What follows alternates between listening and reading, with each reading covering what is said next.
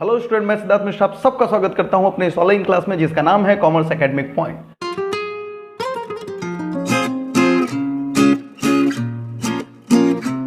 Student, पिछली 3 classes के अंदर हम लोगों ने बेसिक कंसेप्ट नेशनल इनकम के थोड़े बहुत सीखने की कोशिश की थी, जिसके अंदर मेजरली अगर बड़े पार्ट में हम लोग कहें तो हम लोग न्यूमेरिकल ओरिएंटेड हो रहे हैं अभी इस चैप्टर के अंदर। बाद में इसके कुछ थ्योरेटिकल कंसेप्ट को भी हम लोग डिटेल में करेंगे। स्टूडेंट, पिछले 3 लेक्चर्स में हम लोगों ने जो सीख रखा है वो कन्वर्जन रूल सीख करके रखा है, जिसके अंदर हम लोगों ने ग्रॉस और नेट का आपसी कन्वर्जन रूल, डोमेस्टिक और नेशनल का आपस का कन्वर्जन रूल और फैक्टर कॉस्ट और मार्केट प्राइस का कन्वर्जन रूल सीख लिया था। बहुत अच्छे तरीके से सीख लिया था बच्चे हम लोगों ने। अब आज न्यूमेरिकल्स को आगे बढ़ाएंगे हम लोग इस लेक्चर के अंदर, और उसके अंदर हम लोग नेशनल इनकम को कैलकुलेट करना सीखेंगे, जिसके अंदर सारे मेथड्स ऑफ नेशनल इनकम को डिस्कस करेंगे। तो नेशनल इनकम के कितने मेथड्स होते हैं और सबसे पहले कौन सा मेथड्स हम लोग आज की क्लास से सीखेंगे वो इस पूरी क्लास में चलेगा स्टूडेंट। तो चलिए स्टार्ट करते हैं हम लोग methods of calculating the national income. सबसे पहले हम लोग बच्चे आज का टॉपिक डाल लें, और आज का टॉपिक है methods of calculating national income. Methods of calculating national income. बच्चे, नेशनल इनकम जैसे ही आप लिखते हैं आप समझ लीजिए, मैंने आपको पहले ही बता रखा है, चाहे वो नेशनल इनकम हो तो आप समझ लीजिएगा कि भैया क्वेश्चंस के अंदर डोमेस्टिक इनकम भी मांग सकता है या फिर उसके एग्रीगेट्स, कोई सा भी एग्रीगेट्स मांग सकता है। इसलिए मैं यहां पर लिख भी दे रहा हूं calculating national income and it's aggregates. इसलिए याद रखिएगा इसके एग्रीगेट्स भी आ सकते हैं, एंड रिलेटेड एग्रीगेट्स। तो किसी भी चीज का आपको कैलकुलेशंस मांग सकता है। उससे पहले आपको पता है नेशनल इनकम को हम लोग बच्चे क्या बोलते हैं, यहां पर मैं लिख दे रहा हूं, this is net national product at factor cost. तो ये आपको पता है एनएनपी एट एफसी से जाना जाता है। इसके अलावा वो डोमेस्टिक इनकम भी बोल सकता है, जिसको हम लोग net domestic product at factor cost कहते हैं। ठीक है, ये सारी चीजें हम लोग सीख रखे हैं। क्वेश्चन का जो टॉपिक है, जो हमारे सब्जेक्ट का टॉपिक है, वो यही लिख करके आता है methods of calculating national income. But आप फोकस रखेंगे तो सारे एग्रीगेट्स पे रखेंगे, और नेशनल इनकम के साथ साथ आप अपने ध्यान में डोमेस्टिक इनकम भी पूछ सकता है एग्जाम में, वो भी आप ध्यान में रखेंगे। तो बच्चे, net national product at factor cost यानी नेशनल इनकम निकालने के कितने मेथड्स हैं? बच्चे, 3 मेथड्स हैं जो हम लोग को अपने सिलेबस में पढ़ करके चलने हैं। वो कौन कौन से 3 मेथड्स होते हैं सबसे पहले मैं लिख दूं, फिर उसके ऊपर डिटेल चर्चा हम लोग करेंगे। तो बच्चे, सबसे पहले मैं लिख रहा हूं, जो सबसे पहला मेथड होता है वो होता है प्रोडक्ट मेथड। प्रोडक्ट मेथड, और इसे वैल्यू एडेड मेथड भी कहते हैं। नाम तो और भी होते हैं इसके, बट वो जब हम इसको डिटेल में पढ़ेंगे तब लिखवाएंगे इसके अंदर। बट फिलहाल के लिए आप मानिए तो प्रोडक्ट मेथड सबसे फेमस नाम है इसका, या फिर वैल्यू एडेड मेथड सबसे फेमस नाम है। नाम और भी हैं बट फेमस नाम को हम लोग यहां पर लिख रहे हैं। दूसरे नंबर पर बच्चे जो मेथड होता है वो होता है इनकम मेथड, जो हम लोग को करके चल रहा है। और जैसे ही ये आपका कैलकुलेशन होगा आप समझ लीजिएगा एग्जामिनेशन में कम से कम आप 6 से 7 नंबर आसानी से गेन कर लेंगे बच्चे। जो थर्ड मेथड बच्चे वो है एक्सपेंडिचर मेथड। तो जैसे आप अकाउंट में नोट बना रहे हैं वैसे आप इसके भी नोट्स बनाते चलेंगे, इग्नोर नहीं करेंगे कि थ्योरेटिकल है। थ्योरेटिकल है बट समझने के लिए बहुत सारी चीजें, इसके अंदर भी बहुत सारे न्यूमेरिकल मिक्स होंगे, इसलिए कंसंट्रेशन से इस भी टॉपिक को हम लोग समझ करके चलेंगे। तो बच्चे, 3 मेथड्स मैंने लिखा दी, यही 3 मेथड पूरा का पूरा method of calculating national income and it's related aggregates में काम आने वाला है। नंबर 1 प्रोडक्ट मेथड, जिसको हम लोग प्यार से वैल्यू एडेड भी बोलेंगे, वैल्यू एडेड मेथड भी बोलेंगे। दूसरे नंबर पे बच्चे इनकम मेथड, तीसरे नंबर पे बच्चे एक्सपेंडिचर मेथड। अब हम लोग बारी बारी से इन्हीं 3 मेथड को डिटेल में करेंगे। सबसे पहले जो मैं आज इस क्लास में पिक करूंगा टॉपिक वो होगा बच्चे हमारा प्रोडक्ट मेथड, और फिर उसके डिटेल में हम लोग चलेंगे कि आखिर ये प्रोडक्ट मेथड होता क्या है। तो चलिए टॉपिक लिख लें फटाफट, आप भी मेरे साथ लिखेंगे। जो हम लोग पहले डिस्कस करने वाले हैं स्टार मार्क करके, वो है प्रोडक्ट मेथड। अब मैं इसके कई सारे नाम बताऊंगा। प्रोडक्ट मेथड, अभी अभी मैंने बोला इसे वैल्यू एडेड मेथड भी हम लोग कह सकते हैं, वैल्यू एडेड मेथड। बट और भी बहुत सारे नाम हैं, ऑब्लिक डाल करके मैं नीचे लिख रहा हूं। वो होता है बच्चे net output method, net output method. और नाम होता है इसका industrial origin method. Industrial origin method, देख रहे हैं नाम खूब सारे हैं मगर नाम अनेक किंतु एक ही है, यानी ये सारा कुछ क्या है, एक ही है। दैट इज वाइडली जो नेम है, फेमस नाम है इसका product method, value add method. जैसे आप देखते होंगे कृष्ण जी के कितने नाम हैं, आपको पता है लॉकडाउन के अंदर श्री कृष्णा आ रहा है तो उसके अंदर आप देखते होंगे कि हर दूसरे डायलॉग में कृष्ण जी का नाम ही बदल जाता है। तो फिर बिल्कुल वही है यहाँ पर, लेकिन जो सबसे फेमस नाम है वो है श्री कृष्ण। तो यहीं पर समझ लीजिए सबसे फेमस नाम जो है वो है यहाँ पर प्रोडक्ट मेथड या फिर वैल्यू एडेड मेथड। अब बच्चे इसके अंदर हम लोग कन्वर्जन रूल को भी मिक्स करेंगे। मैंने आपको शुरू में ही बताया था कि भले ही हमें कैलकुलेशंस किसका करना है, आइए यहाँ पर देखिए हम लोगों ने क्या रखा है, कैलकुलेशंस किसका रखा है, हम लोगों ने कैलकुलेशंस रखा है यहाँ पर सर एनएनपी एट एफसी यानी नेशनल इनकम का स्टार्ट करने के लिए। लेकिन बच्चे formula direct NNP at FC दे देगा ऐसा जरूरी नहीं है। हम लोग कोई एक ही फॉर्मूला बनाएंगे और उससे चाहे जो मर्जी सो निकल जाए। उसके बाद क्या करेंगे, उसके बाद हम लोग लगाएंगे कन्वर्जन रूल जो पिछली क्लासेस में मैंने आपको सिखाया है। तो यहां पे भी एनएनपी एट एफसी नहीं निकलने वाला है हमारे प्रोडक्ट मेथड से। हम लोग जो प्रोडक्ट मेथड से निकालेंगे पहला फॉर्मूला लगाएंगे, वो कुछ और निकालेंगे और फिर अपने कन्वर्जन रूल की मदद से एनएनपी एट एफसी तक पहुंच जाएंगे। और क्यों सिर्फ एनएनपी एट एफसी तक, वो जो मर्जी सो निकलवा ले रिलेटेड एग्रीगेट्स, वो एनडीपी एट एफसी निकलवा लो, जीएनपी एट एफसी निकलवा ले, जीडीपी एट एफसी निकलवा ले, जो मर्जी सो निकलवा ले। लेकिन सबसे पहला फॉर्मूला हमें याद करना पड़ेगा हर मेथड का और उसके बाद हम लोग फॉलो करेंगे अपने कन्वर्जन रूल को। तो आखिर ये प्रोडक्ट मेथड सर पहले क्या निकाल करके देगा, इस प्रोडक्ट मेथड के तहत सबसे पहला जो कैलकुलेशन होगा वो किस चीज का होगा। तो बच्चे सबसे पहला जो कैलकुलेशंस होगा इस फॉर्मूले से वो निकलेगा जीडीपी एट एमपी, यानी डायरेक्टली हम कहां पहुंचेंगे, अगर इस मेथड का फॉर्मूला लगाएं तो हम जीडीपी एट एमपी तक पहुंचेंगे। इसके बाद जो मर्जी 100 क्वेश्चन हमसे निकलवा ले। ठीक है, चलिए अब इसके फॉर्मूले की बात करते हैं कि कैसे निकलता है जीडीपी एट एमपी। तो बच्चे इसको कह रहे हैं हम लोग value of output minus intermediate consumption, intermediate consumption, बस सिंपल इंटरमीडिएट कंजम्पशन। आप देख सकते हैं इसका फॉर्मूला, मैं हाईलाइट भी कर दूं, value of output minus intermediate consumption.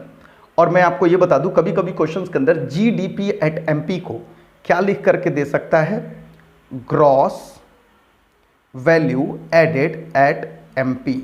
तो समझ जाइएगा दोनों का मतलब बिल्कुल सेम होता है। जीवीए एट एमपी भी दे दे बच्चे अगर आपको तो आप समझ जाइएगा वो जीडीपी एट एमपी ही बोल रहा है। यानी डी की जगह अगर वो आपको वैल्यू का भी प्रयोग करे, वी शब्द का भी प्रयोग करे, वैल्यू एडेड का भी शब्द का प्रयोग करे, तो आप समझ लेना कि आपको डोमेस्टिक ही निकलवा रहा है। तो दैट इज मैंने आपको क्लियर कर दिया यहां पर, वो डोमेस्टिक प्रोडक्ट बोले या वैल्यू एडेड बोले आप उसमें कंफ्यूज मत होना, डोमेस्टिक के लिए ही वैल्यू एडेड शब्द का प्रयोग किया जाएगा। ओके, तो यहां अपने पास आ गए यहां पर value of output minus intermediate consumption. अब समझना पड़ेगा कि सर ठीक है एग्जाम में ऐसा तो करेगा नहीं सीबीएसई, आईसीएसई या एनसीईआरटी और आपका स्टेट बोर्ड कि आपको उठा करके दे देगा ये लो भैया आपका वैल्यू ऑफ आउटपुट है, ये लो भैया आपका इंटरमीडिएट कंजम्पशन है, दोनों का डिफरेंस निकालो और आंसर दो और घर चले जाओ। नहीं, यानी आपसे वो खेलेगा कहां, सीबीएसई या आईसीएसई कहां खेलेगा, वो इनकी भी वैल्यू कैलकुलेशंस कराएगा आपसे, यानी इसमें भी टेक्निकलिटीज डाल देगा। वो कहेगा पहले वैल्यू ऑफ आउटपुट निकालो, फिर आप इंटरमीडिएट कंजम्पशंस निकालो और फिर ला करके दोनों को माइनस करो, तब जा करके तुम पूरे फाइनल आंसर पर आओगे। तो ये समझना भी अब जरूरी हो गया कि सर वैल्यू ऑफ आउटपुट क्या होता है और इंटरमीडिएट कंजम्पशंस क्या होता है। बच्चे इंटरमीडिएट कंजम्पशंस तो बिल्कुल सिंपल है, मैं भी इंटरमीडिएट कंजम्पशन पे आ रहा हूं, सिंपल बात पे पहले आया जाता है ताकि आसान पहले दिखा सके हम, देखो कितना आसान है चैप्टर, और ट्रैप करके आपको पहले फंसाया जाए आसान बोल करके, फिर हम आएंगे कि वैल्यू ऑफ आउटपुट पे कैसे निकाला जाता है। अब इसको अगर मैं लिख दूं तो बच्चे इसको हम सीधे भाषा में, होता तो मतलब है इनपुट, लेकिन इसको सीधे भाषा में अगर हम कहें तो मान करके चलिएगा जो आपका इनपुट होता है उसमें भी जो सबसे फेवरेट इनपुट है, जो मेन इनपुट है, नॉट फेवरेट, प्राइम इनपुट है, वो होता है रॉ मटेरियल। तो आप यहां पर इसे लिख लेंगे ये रॉ मटेरियल को ही रिप्रेजेंट करता है, मटेरियल। बस इसको हम लोग समझ लेंगे यहां पर रॉ मटेरियल। ओके, लेकिन सर ये फॉर्मूला बना क्यों? आखिर क्यों value of output minus intermediate consumption यानी रॉ मटेरियल करने के बाद आप कह रहे हो कि gross domestic product eight market price निकल जाएगा? बच्चे आप खुद सोचो, मैंने आपको क्या कहा कि ग्रॉस डोमेस्टिक प्रोडक्ट को यहां पर मैंने शॉर्ट में लिखा है, मैं डिटेल में ही इसे लिख देता हूं ताकि आपको समझ भी आए कि इसे मैं कह सकता हूं ग्रॉस वैल्यू एडेड, और एट मार्केट प्राइस है ही। तो अगर हम कह रहे हैं यहां पर वैल्यू एडेड, तो वैल्यू एडेड क्या होता है आप खुद सोचिए, मैं आपसे पूछ रहा हूं, ध्यान से सोच करके बोलिएगा। समझ लीजिए आप एक टीवी के कारखाने के मालिक हैं, आप एक टीवी बनाते हो, ठीक है सर, टीवी बनाते हैं, और आपका एक दोस्त है जो उस टीवी का पिक्चर ट्यूब बनाता है। पिक्चर ट्यूब का मतलब होता है जो सामने में ट्यूब लगती है, या मान लीजिए एलईडी लगाता है उसके सामने से स्क्रीन में, और आप अंदर से उसे असेंबल करके बेचते हो। आप टीवी कारखाने के मालिक हो और आपका दोस्त उसका पार्ट्स बनाता है, पिक्चर ट्यूब बनाता है। अब सोचिए आपका दोस्त पिक्चर ट्यूब, नीचे थोड़ा सा एग्जांपल लेकर के समझाएंगे तो समझ आएगा, फिर बाद में हम लोग मिटा लेंगे इसे। आपका दोस्त टीवी का पिक्चर ट्यूब बना रहा है, पीटी लिख रहे हैं हम लोग शॉर्ट फॉर्म में, और पिक्चर ट्यूब उसका क्या है? फाइनल गुड्स है आपके दोस्त का। किसका है? दोस्त का। और ये किसका है? तुम्हारा। तो तुम्हारा दोस्त पिक्चर ट्यूब बनाता है टीवी का, और बना करके इसकी जो फाइनल वैल्यू आ रही है इस गुड्स की, वो आ रही है बच्चे 100 रुपये। चलो ठीक है, 100 रुपये का पिक्चर ट्यूब बनाया। इकोनॉमी के अंदर कितने का डोमेस्टिक प्रोडक्ट जनरेट हो गया? आप बोलोगे सर 100 रुपये का डोमेस्टिक प्रोडक्ट जनरेट हो गया, यानी देश के अंदर इतने का सामान बन करके तैयार हो गया। हम बोलोगे हाँ सर। अब इस दोस्त ने ये पिक्चर ट्यूब उठा करके किसको दिया? आपको दिया, क्योंकि आप बनाते थे टीवी, आप कंप्लीट टीवी बनाते हो, और कंप्लीट टीवी बनाने के बाद आपने इसे सारा असेंबल करके इसको फाइनली जो लिखा बच्चे, इसकी प्राइस बना दी आपने 250 की, 250, 250 की बना दी आपने। अब 250 पे आप कहोगे कि मैंने भी इकोनॉमी में डोमेस्टिक प्रोडक्ट में कंट्रीब्यूशंस कर दिया। अब बोला जाएगा कि बताओ जी आपने कितना किया कंट्रीब्यूशंस डोमेस्टिक प्रोडक्ट के अंदर? डोमेस्टिक प्रोडक्ट का मतलब बच्चे जो देश के अंदर बनाया जाता है उसकी वैल्यू, गुड्स एंड सर्विसेज की। तो यहां पर आपने कहा 250, और अब हम बोले कि बताओ भाई पूरे देश के अंदर कितने का गुड्स बन करके तैयार हो गया है? तो झट से आप बोलोगे कि सर इन दोनों को जोड़िए ना, 100 प्लस 250 इज इक्वल टू 350। और जैसे आपने कहा कि सर डोमेस्टिक प्रोडक्ट बन करके निकल गया है देश के अंदर 350, आप हो गए गलत। आप गलत हो गए। क्यों गलत हो गए? क्योंकि ध्यान से सोच करके देखिए, क्या इस 250 में ये वाला 100 भी इंक्लूडेड है कि नहीं? एक बार जब इकोनॉमी के अंदर इस 100 को हमने ऑलरेडी ले रखा है फिनिश गुड्स के तौर पर, तो फिर वही 100 इस टीवी के अंदर आकर के मिलता है और ये 250 बन जाता है। तो इसका मतलब ये थोड़ी कि ये 250 है, नहीं। कितना एग्जैक्टली ये बना? तो जितनी वैल्यू एडेड हुई वही हम मानेंगे कि वो एक्चुअली प्रोड्यूस हुआ है इकोनॉमी के अंदर। जो चीज ऑलरेडी बन चुकी थी, जो चीज ऑलरेडी इंक्लूड हो चुकी है, उसको हम दोबारा नहीं ले सकते। इसलिए हम इस फाइनल आउटपुट में से बच्चे क्या निकाल देंगे? अब मैं बोलूं कि नहीं तो ये तो गलत हो गया, सबसे पहले इस पे क्रॉस लगाइए, नहीं दिस इज रॉन्ग। अब मैं बोलूं कि कितना बना, तो आप क्या बोलोगे कि सर हमें तो निकालना पड़ेगा वैल्यू एडेड। वैल्यू एडेड तो कितने का वैल्यू एडेड हुआ? फॉर टीवी में पूछ रहा हूं, टीवी के लिए। तो आप क्या बोलोगे? सर 250 का बना, लेकिन इसके अंदर से जो रॉ मटेरियल लगा है, जो इंटरमीडिएट कंजम्पशन हुआ है, वो 100 का हुआ है। तो सर टोटल जो वैल्यू एडेड टीवी के लिए हुआ है वो हुआ है 150 का। बस सिंपल बात। तो वो कितना सिंपल बच्चे, 150 का, यही वो वैल्यू एडेड है और इसी की कैलकुलेशन होती है। इसलिए हम लोग आउटपुट में से उसका इनपुट माइनस करते हैं। इनपुट कॉस्ट मतलब रॉ मटेरियल कॉस्टिंग माइनस करते हैं। इसलिए माइनस करते हैं क्यों? क्योंकि वो ऑलरेडी वो इंक्लूडेड हो चुका है कभी, तो इसलिए दोबारा नहीं ले सकते हम लोग, ओनली वैल्यू एडेड लेते हैं। नाम सुनिए ना, वैल्यू एडेड, यानी जितना और बढ़ गया तो कितना बढ़ गया? 150 से बढ़ गया। बस यही पूरी कहानी के लिए बच्चे हम लोग यहां ये फॉर्मूला में लिखे हैं।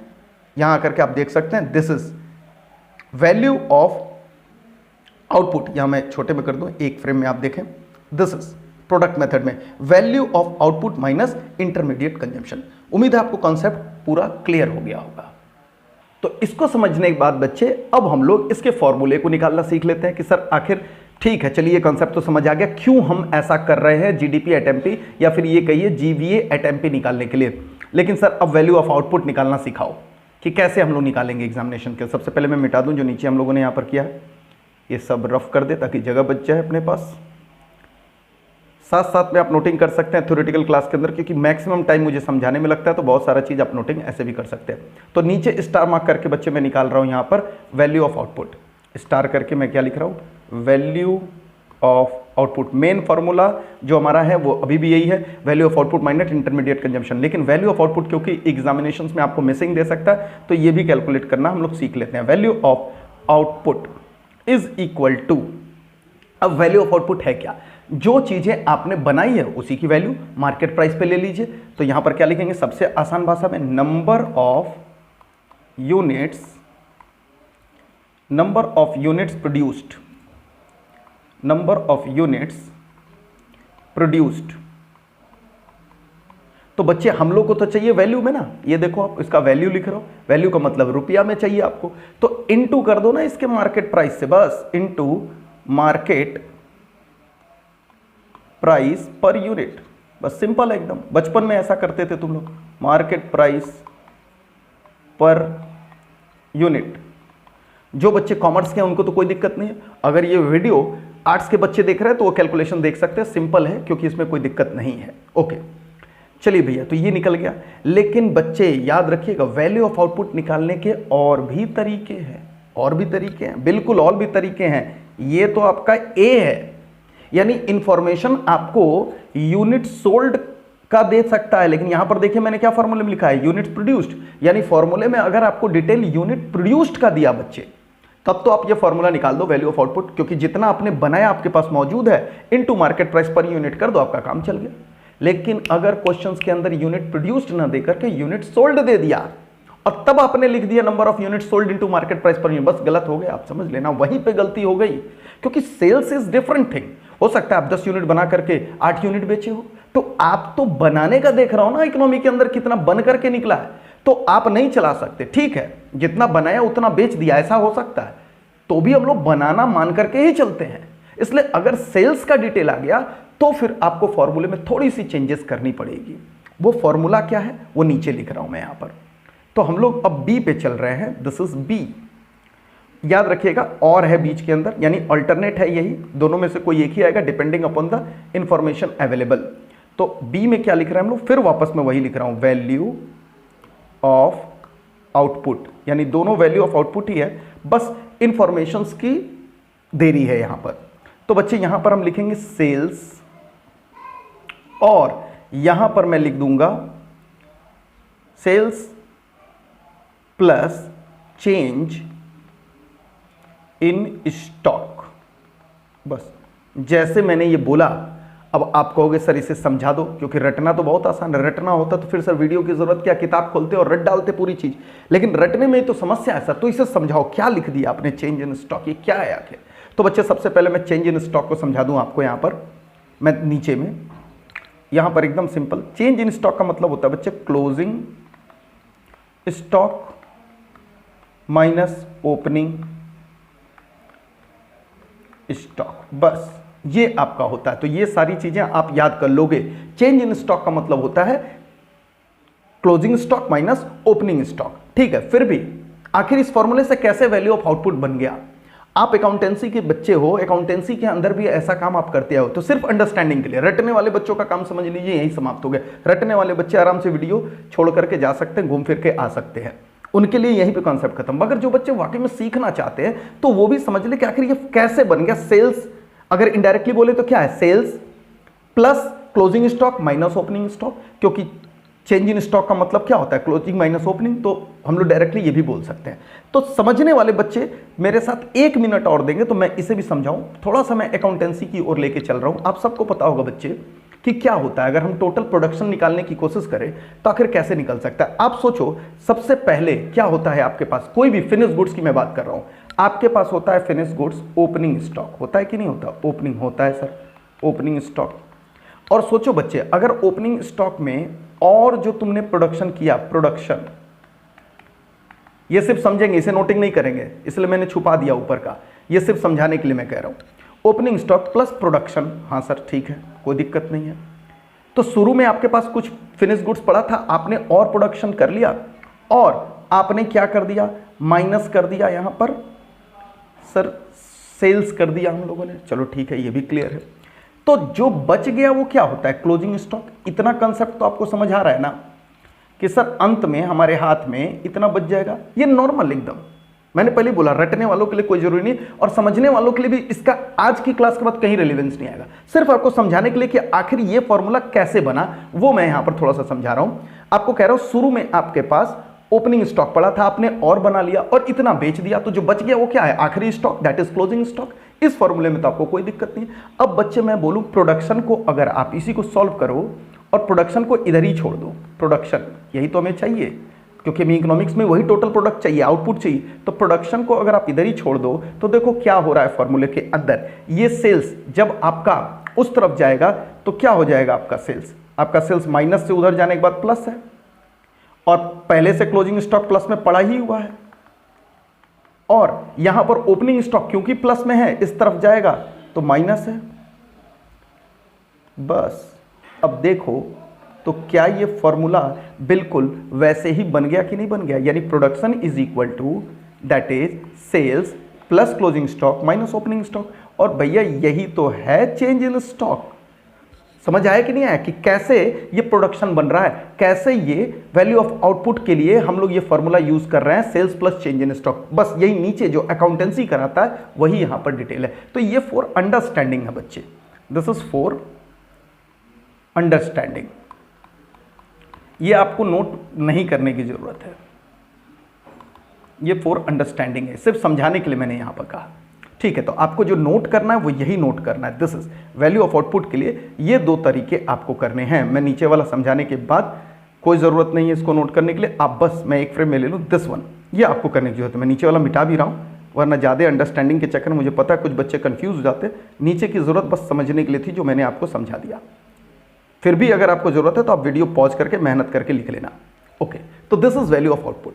यहां पर वैल्यू ऑफ आउटपुट आप निकालना सीख गए, और उसके बाद मैंने आपको इंटरमीडिएट कंजम्पशंस के लिए बता ही दिया यहां पर, दैट इज रॉ मटेरियल, बस खत्म और कोई दिक्कत ही नहीं है। उसके बाद आपका निकल जाएगा gross value added at market price, या फिर आप कह सकते हैं GDP at MP at market price. इसके बाद जो मर्जी सो आपका एग्जामिनर आपसे कैलकुलेट कराए, आप बहुत आसानी से कन्वर्जन रूल लगाते हुए इसे सॉल्व कर सकते हो। मगर आपको इतने से मजा थोड़ी आएगा जब तक हम लोग इसके ऊपर एक क्वेश्चंस नहीं कर लेंगे, आपको ये बिल्कुल भी अच्छा नहीं लगेगा। तो फिर आपके मन रखने के लिए हम लोग इसके ऊपर एक क्वेश्चंस करने जा रहे हैं। तो आइए स्टूडेंट, अब हम लोग अपने क्वेश्चंस को देखते हैं, नेशनल इनकम के जो कंसेप्ट पढ़े उसी पे आधारित। और सबसे पहले आप यहां पर देख सकते हैं हमारे सामने है क्वेश्चन नंबर 13 है, ये क्वेश्चन नंबर 13।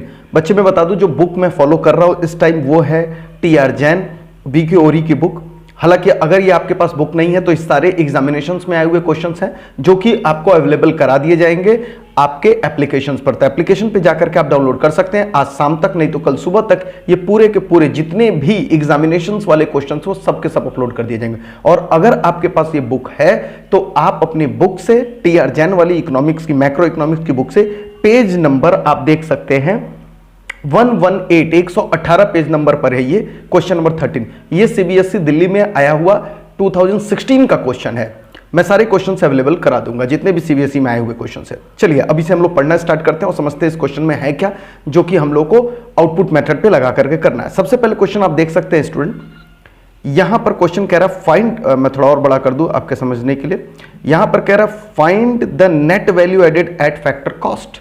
इसका मतलब है, मैंने आपको पहले ही बताया था कि जैसे आपको क्वेश्चंस के अंदर वैल्यू एडेड दे दे तो वैल्यू एडेड को आप कुछ और नहीं बल्कि आप यहां पर क्या समझेंगे, net domestic product at factor cost कह रहा है, आप समझ जाइएगा। यानी net value added at factor cost बोले तो यानी वैल्यू एडेड को हम लोग डोमेस्टिक प्रोडक्ट से ही जान रहे हैं, इसलिए मैंने वहां पर वैल्यू एडेड बोलो या डोमेस्टिक बोलो बात एक ही है। तो एनवीए एट एफसी बोलने का मतलब एनडीपी एट एफसी ही पूछ रहा है क्वेश्चंस के अंदर। चलिए ये तो हम लोगों ने समझ लिया। अब क्वेश्चंस के टोटल डिटेल्स को पढ़ते देखते हैं दे क्या रहा है। क्योंकि समझना बहुत जरूरी है। ओके, सबसे पहले हम लोग को, और बहुत सारी चीजें हम लोग इस क्वेश्चन को पढ़ते पढ़ते ही सीखेंगे और उसे साथ साथ नोटिंग करते चलेंगे, ताकि भविष्य में जब वो वापस पॉइंट आए तो हमें कोई भी दिक्कत ना हो। अब यहां पर सबसे पहले कह रहे हैं durable use producer goods with the life span of 10 years. सबसे पहले मैं आपको इसका मतलब बता दूं बच्चे ड्यूरेबल का मतलब आप समझते ही होंगे, आप सारे बच्चे जानते हैं।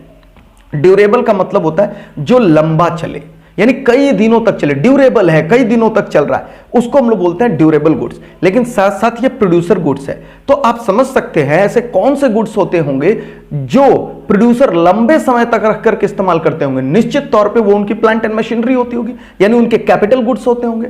तो ऐसी चीजें होती होंगी जो लंबे समय तक प्रोड्यूसर यूज करते रहेंगे। निश्चित तौर पे वो प्लांट एंड मशीनरी जैसे ही प्रोडक्ट होंगे, कैपिटल गुड्स ही होंगे जिससे वो अपना प्रोडक्शन करते होंगे।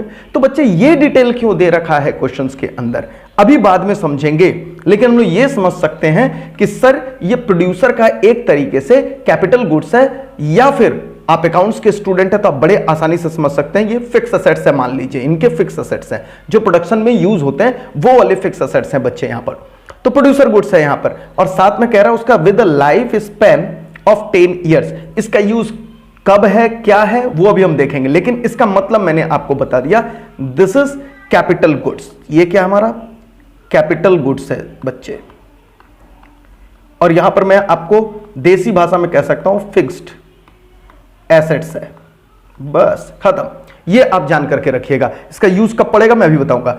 आगे कह रहा है बच्चे सिंगल यूज, यहां पर देखेंगे हम लोग क्या कह रहे हैं, सिंगल यूज, और फिर कह रहा है प्रोड्यूसर गुड्स, और कह रहा है ऐसे कौन से गुड्स हैं जो प्रोड्यूसर एक ही बार यूज करता है, फिर उसका यूज नहीं रह जाता, वो खत्म हो जाता है। निश्चित तौर पे ये रॉ मटेरियल बच्चे, क्योंकि रॉ मटेरियल एक बार यूज हो गया तो जिस चीज में वो प्रोडक्शन में लग गया खत्म हो गया उसको। तो सिंगल यूज प्रोड्यूसर गुड्स का मतलब आज के बाद आप सब क्या समझेंगे, आप सब अपने दिमाग में भर लें, इसको हम लोग कहा करेंगे that is raw material. Raw material, तो यही समझाना ज्यादा इंपॉर्टेंट है मेरे लिए, जो कि आपको मैं समझा रहा हूं। ठीक है स्टूडेंट, अब इसके बाद देखते हैं डिटेल क्या दे रहा है। इसके बाद जो अपने पास डिटेल है वो है सेल्स का। तो सेल्स का तो हम लोग को पता ही, ठीक है, सेल्स है, नॉर्मल सेल्स है। उसके बाद से कह रहा है unsold output produced during the year. बच्चे कंफ्यूज मत हो जाना कि ये output produced during the year दे दिया क्वेश्चन, नहीं, क्वेश्चन की लाइन पढ़िए। अनसोल्ड आउटपुट कह रहा है जो आपने बनाया था उसमें जो अनसोल्ड रह गया वो है। देसी भाषा में, एकदम आसान भाषा में इसको कहें तो क्या, ये क्लोजिंग स्टॉक, सीधे बात है, क्लोजिंग स्टॉक। ये क्लोजिंग स्टॉक है बच्चे, क्योंकि वही अनसोल्ड रह जाता है लास्ट में हम लोग का।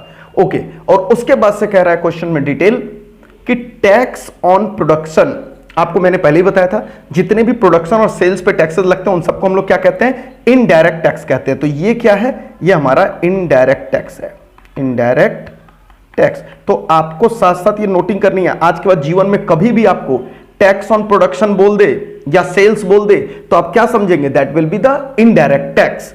ओके, तो ये लर्निंग भी साथ साथ करने हैं, यानी हम लोग क्वेश्चंस तो कर रहे हैं लेकिन सारी चीजें हम एक जगह लिखा करके रटा नहीं सकते। तो जैसे जैसे क्वेश्चंस करेंगे आपको समझाते चलेंगे। जैसे आपको ड्यूरेबल प्रोड्यूसर गुड्स बोलेगा समझ लीजिएगा कैपिटल गुड्स है, फिक्स असेट्स है जो प्रोडक्शन में यूज होने वाला है प्रोड्यूसर्स के द्वारा। सिंगल यूज प्रोड्यूसर गुड्स बोले तो आप उसे रॉ मटेरियल समझेंगे, सेल्स तो सेल्स ही है। अनसोल्ड आउटपुट प्रोड्यूस बोले तो आप समझेंगे क्लोजिंग स्टॉक, और टैक्सेस ऑन प्रोडक्शन या फिर सेल्स बोले तो आप समझेंगे दैट इज इनडायरेक्ट टैक्स।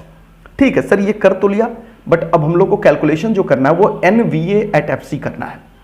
बच्चे आप देख सकते हैं यहां पर क्वेश्चन की डिटेल पढ़कर लग गया है, हम लोग को चलना है आउटपुट मेथड से। क्योंकि आपने एक ही मेथड पढ़ा है तो आपको तो अभी तक कंफ्यूजन आएगा भी नहीं कि सर ये कौन सा मेथड हम इसमें लगा दे, इनकम लगा दे, एक्सपेंडिचर लगा दे, आउटपुट लगा। आपने एक ही पढ़ा और क्वेश्चन ही आउटपुट का, इसलिए अभी आपको कंफ्यूजन नहीं हो रहा। आगे चलेंगे तो क्वेश्चन पकड़ना भी मैं सिखाऊंगा। ठीक है, हम लोग NVA at FC जा रहे हैं आउटपुट मेथड से कैलकुलेट करना। लेकिन अगर आपको याद होगा बच्चे तो थोड़ी देर पहले मैंने कहा कि क्या करना है, आपको पहला फॉर्मूला NVA at FC नहीं पढ़ा हमने आउटपुट मेथड में सबसे पहला फॉर्मूला जो पढ़ा वो है GDP at MP।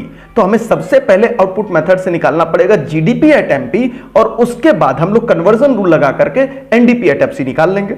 आइए मैं बगल में सोल्व करके दिखाता हूं बच्चे। यहां आएंगे बगल में और यहां पर मैं सॉल्व कर रहा हूं, सॉल्यूशन है हम लोग का, आप सब देखेंगे, बाद में आप नोट कर सकते हैं, सॉल्व में होमवर्क में भी जाएगा। सॉल्यूशन है और सबसे पहले मैं यहां पे लिख रहा हूं कि हम लोग का फॉर्मूला है GDP@MP, क्योंकि पहला फॉर्मूला यही लग सकता है। इसका फॉर्मूला क्या पढ़ा था हमने? Value of output minus intermediate consumption. Intermediate consumption, ठीक है sir, value of output minus intermediate consumption. अगर आपको याद आ रहा होगा तो इंटरमीडिएट कंजम्पशन को मैंने क्या कहा था? इसकी को तो कह रहे थे हम लोग रॉ मटेरियल है। बोलो, अभी थोड़ी देर पहले मैंने बोला था इसी को हम कह रहे थे कि ये रॉ मटेरियल है। तो क्वेश्चन में हम लोग देखेंगे क्या क्या डिटेल हम लोग को दे रखा है बच्चे। आइए देखते हैं यहां पर सबसे पहले हम लोग को अपने क्वेश्चंस के अंदर ये देखिए, रॉ मटेरियल हम लोग को मिल गया, यही तो है रॉ मटेरियल 5 लाख। तो हम लोग सबसे पहले तो भैया रॉ मटेरियल भर ले, यहां पर कोई दिक्कत नहीं है अपने को। हम लोग भर लेते हैं raw materials, this is raw material को सर हम लोगों ने 5 लाख भर लिया माइनस। लेकिन सर वैल्यू ऑफ आउटपुट तो दिया नहीं, तो उसके लिए तो मेहनत करनी पड़ेगी। बिल्कुल बच्चे, उसके लिए मेहनत करनी पड़ेगी।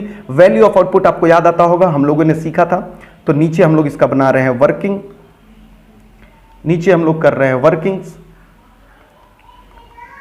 और वर्किंग में है वैल्यू ऑफ आउटपुट डिपेंड करेगा कि क्या डिटेल दे रखा है क्वेश्चंस के अंदर। वैल्यू ऑफ आउटपुट, क्या यूनिट्स प्रोड्यूस्ड का डिटेल दिया है या यूनिट सेल्स का डिटेल दिया है। अगर सेल्स का डिटेल दिया है बच्चे तो फिर हम लोग sales plus change in stock लगाते हैं, और अगर यूनिट्स प्रोड्यूस्ड का डिटेल दिया है तो हम उसके मार्केट प्राइस से इनटू करके उसको कैलकुलेट कर लेते हैं।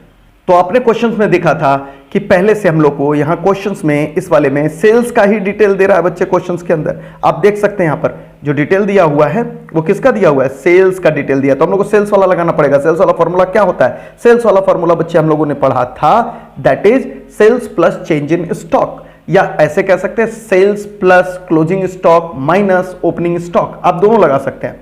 तो आइए मैं यहां पे लिख रहा हूं value of output is equal to, value of output is equal to sales plus closing stock minus opening stock. आपको पता है कि closing stock minus opening stock is equal to net change in stock. अगर question में directly दे देता वो net change in stock तो हम जोड़ देते, जैसे ये क्या हमारा, ये हमारा नेट चेंज इन स्टॉक। अगर क्वेश्चन के अंदर कभी कभी क्या दे सकता है? चेंज इन स्टॉक, ऐसे ही दे देगा आपको, तो सीधे ला करके आप जोड़ देते। लेकिन क्वेश्चन यहां पर क्लोजिंग और ओपनिंग का है तो इसलिए हम लोगों ने डिटेल में लिख लिया। चलिए अब डिटेल में आकर के देखते हैं कि सर सेल्स कितना दिया है, ताकि वैल्यू ऑफ आउटपुट निकल जाए और अपना काम आसान हो जाए। अब क्वेश्चंस में वापस हम लोग आए और देख रहे हैं कि सेल्स कितना दिया हो। सेल्स आकर के देखिए बच्चे कितना दे रहा है सेल्स यहां पर, दैट इज 20 लाख। तो हम लोग आएंगे और अपने 20 लाख को यहां पर भर देंगे, this is 20 lakh plus closing stock का डिटेल भी आप देख सकते हैं यहां पर इसी क्वेश्चंस में। अनसोल्ड जो हम लोगों ने कहा था, दिस इज यहां पर 2 लाख का डिटेल दे रहा है अनसोल्ड स्टॉक का, तो दैट इज 2 लाख। ये भी ला करके हम लोग भर देंगे यहां पर बिना किसी प्रॉब्लम्स के, और ये हो गया बच्चे हम लोग का 22 लाख। तो 22 लाख ये हो गया हमारा वैल्यू ऑफ आउटपुट। बस कुछ नहीं करना। अब आइए अपने सॉल्यूशंस में और यहां हम लोग भर देंगे 22 लाख। तो बच्चे कितना हो गया? 22 लाख माइनस 5 लाख, तो आपको कितना मिल गया यहां पर? 17 लाख। बस ये देख सकते हैं आप, एक फ्रेम में देखिए, ये रहा पूरा कैलकुलेशन जो हम लोगों ने किया, this is the whole calculation. तो हम लोग को मिल गया 17 लाख। लेकिन जल्दीबाजी में नहीं रहेंगे, this is not our final solution. हम लोग को क्या निकला है? GDP at MP. लेकिन क्वेश्चंस ने क्या मांग करा था बच्चे, वो आकर के देखिए। क्वेश्चन ने तो मांगा है NVA एट एफसी, यानी net value added at factor cost. तो हमें अब कन्वर्जन करना है। यहां पर जीडीपी एट एमपी की मदद से बच्चे हम लोग को निकालना है NDP at FC. NDP at FC तो हम लोग का कैलकुलेशन है एनडीपी एट एफसी। तो हम लोग नीचे चल रहे हैं, now NDP at FC is equal to, और हम लोग पास है क्या? GDP at MP. ये हम लोगों ने निकाल रखा है। लेकिन अब कन्वर्जन का रूल लगाइए, आपको ग्रॉस को नेट बनाना है। तो ग्रॉस को नेट बनाने के लिए आपको क्या करना पड़ेगा? अब देखिए बच्चे, यहां ग्रॉस को आपको नेट बनाना है तो क्या करेंगे? माइनस डेप्रिसिएशन, बस एकदम सिंपल। ओके, उसके बाद बच्चे डी, तो डी पहले से ही है, डी को कन्वर्जन नहीं करना है क्योंकि यहां भी डी है वहां भी डी है। लेकिन एमपी को आपको एफसी बनाना है, तो आप क्या करने वाले हो? मार्केट प्राइस में से आप घटा दोगे नेट इनडायरेक्ट टैक्सेस। पुरानी सारी क्लासेस पे कवर्ड है, जिन बच्चों को वो क्लासेस नहीं देखे तो जाकर के प्लीज देख लीजिए, तभी ये सारी चीज समझ आएगी। बस हो गया conversion. These are the things which we have to do. तो जीडीपी एट एमपी तो अभी अभी हम लोगों ने निकाला, आइए देखते हैं यहां पर जीडीपी एट एमपी कितना, 17 लाख। हम लोगों ने जीडीपी एट एमपी निकाला बच्चे 17 लाख, और माइनस अब हम लोग को करना है डेप्रिसिएशन और लगाना है नेट इनडायरेक्ट टैक्सेस। वापस से आइए अपने क्वेश्चंस के अंदर, अब आपको पता चलेगा अच्छा तो यही कारण है कि ये डिटेल यहां पर फिक्स एसेट्स का दे रहा था हम लोग को 10 लाख का, और बता रहा था कि ये 10 साल चलेगा, क्योंकि हम लोग तो डेप्रिसिएशन निकालना सीखे हैं। अगर वो 10 लाख का है बच्चे, 10 साल चलेगा, तो आपको क्लास 11th याद आता होगा जब आप डेप्रिसिएशन निकालते थे किसी भी एसेट्स को, अगर वो 10 साल चलने वाला 10 साल लाइफ है तो हर साल कितना डेप्रिसिएट कर रहा है, 1 लाख डेप्रिसिएट कर रहा है। आप यहीं पे चाहें तो डेप्रिसिएशन कैलकुलेट कर सकते हैं। आइए नीचे में मैं डेप्रिसिएशन कैलकुलेट करा दूं, है तो बड़ा सिंपल ही, बट चलिए आपके लिए वर्किंग, यहां पर मैं लिखा दिया डेप्रिसिएशन, और डेप्रिसिएशन क्या है यहां पर, दैट इज 10 लाख, और आपको पता है डिवाइडेड बाई, हालांकि मैं पूरा फॉर्मूला ही लिखा देता हूं ताकि आपको भविष्य में कभी दिक्कत ना हो। दिस इज, आप यहां पे लिख सकते हैं, आप सबको पता है fixed assets divided by life of assets. तो आसानी से आप निकाल सकते हैं बच्चे, आप इसे कैपिटल गुड्स भी लिख सकते हैं, कोई दिक्कत नहीं है। तो यहां पर आ जाएगा आपका 10 लाख डिवाइडेड बाई 10 ईयर्स, तो हर साल बच्चे आ गया आपका 1 लाख। तो ये आपका डेप्रिसिएशन हो गया, सिंपल भाषा। अब ये 1 लाख ला करके बच्चे हम लोग यहां से माइनस कर देंगे, और ये रहा हमारा 1 लाख जो डेप्रिसिएशन पर है। चलिए ये काम तो हो गया, अब हम लोग चलेंगे नेट इनडायरेक्ट टैक्स की ओर। नेट इनडायरेक्ट टैक्स देखेंगे क्वेश्चंस के अंदर क्या दे रहा है। नेट इनडायरेक्ट टैक्स का आपको फॉर्मूला याद है, नहीं याद है तो पिछली क्लास देखिए, that is indirect taxes minus subsidies. तो इस क्वेश्चंस के अंदर आप आकर के देखेंगे, यहां पर आपको क्वेश्चंस के अंदर जो टैक्स ऑन प्रोडक्शन यानी नेट इनडायरेक्ट टैक्सेस दे रहा है दैट इज 1 लाख, लेकिन बच्चे इसके ऊपर आपको कोई सब्सिडीज नहीं दिया, तो यही आपका नेट इनडायरेक्ट टैक्सेस बन जाएगा। अगर होता तो उसमें से सब्सिडीज निकाल देते, नहीं है तो सीधे 1 लाख ही आपका नेट इनडायरेक्ट टैक्सेस हो जाएगा।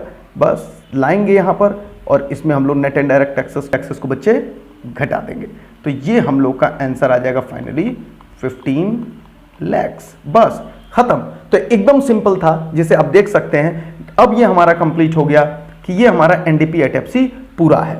तो आप देख सकते हैं एक फ्रेम के अंदर जितनी चीजें हम लोग को बनानी थी इस क्वेश्चन से रिलेटेड, वो पूरा का पूरा कैलकुलेशन आपके सामने है बच्चे। बड़े ध्यान से देख लीजिए, तब हम लोग अगले क्वेश्चंस की ओर चलेंगे। तो चलिए स्टूडेंट, एक और क्वेश्चंस को करते हैं हम लोग। बाकी दोनों क्वेश्चन मैं आपको समझा रहा हूं, और फिर समझाने के बाद वो सारे मैं आपको होमवर्क में दे दूंगा। तो बड़े सिंपल से दोनों क्वेश्चंस हैं। अब हम लोग चल रहे हैं क्वेश्चन नंबर 14 वापस से, और इसे पढ़ने की कोशिश करते हैं। बिल्कुल मिलता जुलता ही क्वेश्चन है, तो इसमें आपको कोई भी समस्या नहीं आएगी। आइए पढ़ते हैं इस क्वेश्चन में। सबसे पहले कह रहा है fixed capital goods with a life span 5 year. आपको पता है बच्चे, इसका यूज हम लोग को डेप्रिसिएशन पर्पस के लिए करना है, इसलिए यहां पर दिया हुआ है। ठीक है, अब हम लोग समझ गए। रॉ मटेरियल आपको पता है, रॉ मटेरियल स्केल में क्या बोलते हैं, दिस इज इंटरमीडिएट कंजम्पशन। ये हमारा इंटरमीडिएट कंजम्पशन है। वापस से बच्चे इस क्वेश्चन के अंदर आपको क्या डिटेल दे रहा है, सेल्स। आपको पता है किस लिए जरूरत है, वैल्यू ऑफ आउटपुट निकालते वक्त हमें इसकी जरूरत है। और इस क्वेश्चन में मजेदार बात यह है बच्चे, नेट चेंज इन स्टॉक दे दिया। नेट चेंज इन स्टॉक दे दिया, यानी closing stock minus opening stock पहले से करके ही आपको दे दिया, तो सीधे ले जाकर के आप जोड़ देंगे। This is closing stock minus opening stock, ये आपको पहले ही करके दे दिया क्वेश्चंस के अंदर, तो आप दिमाग नहीं लगाएंगे, इसे ले जाकर के वहां जोड़ेंगे। और दूसरे कमाल की बात यह है कि जोड़ने जाएंगे तो इसका फिगर माइनस है, तो आपको क्या करना है, प्लस ही लिखना है, लेकिन फिगर माइनस लिखना है तो ऑटोमेटिकली वो माइनस हो जाएगा, तो फिर वो आपका कैलकुलेशन निकल जाएगा। जैसे मैथमेटिक्स करते थे, फॉर्मूला क्या हमारा, sales plus change in stock, तो आप सेल्स लिखेंगे प्लस चेंज इन स्टॉक लिखेंगे, लेकिन प्लस के बाद भी चेंज इन स्टॉक की वैल्यू क्योंकि माइनस है तो माइनस हो जाएगा ऑटोमेटिकली, तो वो निकाल देंगे। टैक्सेस ऑन प्रोडक्शन बच्चे आप देखेंगे तो यहां पर आपको दे रहा है 1 लाख। सिंपल क्वेश्चन है, जैसे पहले बनाया था वैसे ही है, और इसका भी जो रिक्वायरमेंट है यहां पर net value added at market price निकालना है। लेकिन आपको पता है कि आप सबसे पहले क्या निकाल सकते हो, gross domestic product eight market price निकाल सकते हो, उसके बाद आप कन्वर्जन कर सकते हो बच्चे। तो ये भी आपका होमवर्क में चला जाएगा, क्वेश्चन नंबर 14। चलिए उसके बाद हम लोग आते हैं यहां पर, एक्चुअली ये क्वेश्चन नंबर 15 है जो कि यहां पर 16 लिखा गया है, तो आप क्वेश्चन नंबर अपनी किताब में जब ढूंढेंगे तो इसे आप 15 देखेंगे, और ये पेज नंबर है 119 पर, 119 पेज नंबर पर बच्चे लगातार है तीनों, इसको ही पढ़ लेते हैं। इस क्वेश्चन के अंदर बच्चे डेप्रिसिएशन पहले से कैलकुलेट करके दे रहा है, तो आपको दिमाग लगाने की जरूरत नहीं है, जहां इसका यूज होगा करेंगे। दूसरा चीज, एक नई चीज इस क्वेश्चन में भी हम लोग सीखेंगे। हम लोगों ने अभी अपने निकालना सीखा बच्चे कि हम लोग जब वैल्यू ऑफ आउटपुट निकालते हैं तो हम लोग sales plus change in stock करते हैं, लेकिन अब मैं पूछना चाहता हूं कि चेंज इन, जब मैंने सेल्स बोला था आपको, तो आपके दिमाग में क्या आया था? कौन सा सेल्स? जो देश के अंदर सिर्फ बेचते हैं या देश के बाहर भी बेचते हैं? सर उस समय तो सोचा ही नहीं था, हमें लगा सेल्स दे दिया करेगा क्वेश्चन में, ले लेंगे। लेकिन अब आप एक और नई चीज सीख लेंगे कि सेल्स का मतलब चाहे देश के अंदर सेल करो या देश के बाहर सेल्स करो। तो एक नोटिंग और करेंगे, क्योंकि इस क्वेश्चन में आप देखिए डोमेस्टिक सेल्स भी दे रहा है और एक्सपोर्ट भी दे रहा है बच्चे। तो आप मानिए ये दोनों मिल करके, देश प्लस देश मिल करके बच्चे आपका टोटल सेल्स बनेगा। तो मैं बता सकता हूं यहां पर आपका टोटल सेल्स जो आएगा वो आएगा दोनों जोड़ करके 200 और प्लस 10।